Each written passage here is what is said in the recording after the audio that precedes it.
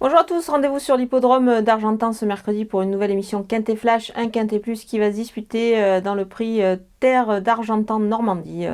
Une épreuve réservée à des 6 à 11 ans, la distance 2875 mètres. C'est deux poteaux de départ ici évidemment, il y aura des concurrents qui vont rendre la distance. On va voir un petit peu qui se détache.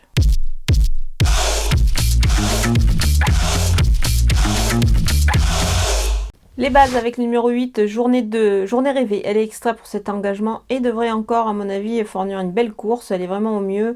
Tout est réuni pour qu'elle s'illustre. Le numéro 14, Yalto Hertals, il doit rendre la distance, mais il en est capable sur ce qu'il a démontré de mieux.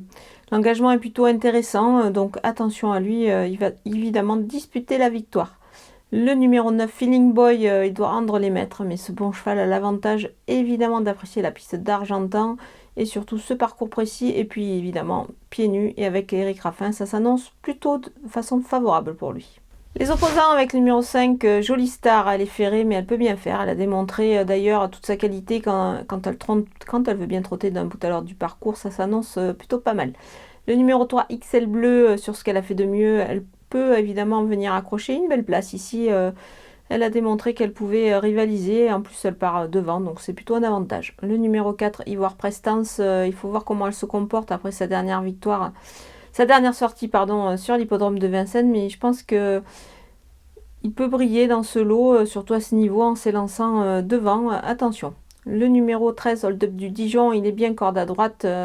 Il a d'ailleurs bien couru sur cette piste d'Argentan, même aux 25 mètres. Je pense qu'il détient une chance pour réaliser une belle performance. Mon coup de joker, c'est le numéro 7, Jet Express, vraiment extra corde à droite. Il peut bien faire dans cette épreuve, même s'il doit effectuer une rentrée. Moi, je m'en méfie beaucoup. Dans ce lot, il peut jouer un rôle actif.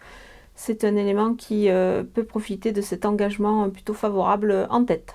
Les outsiders avec le numéro 2, Ivana Derac, elle sera mieux évidemment avec une course dans les jambes. Mais on la verra quand même plus pour un lot, pour une place dans cette épreuve.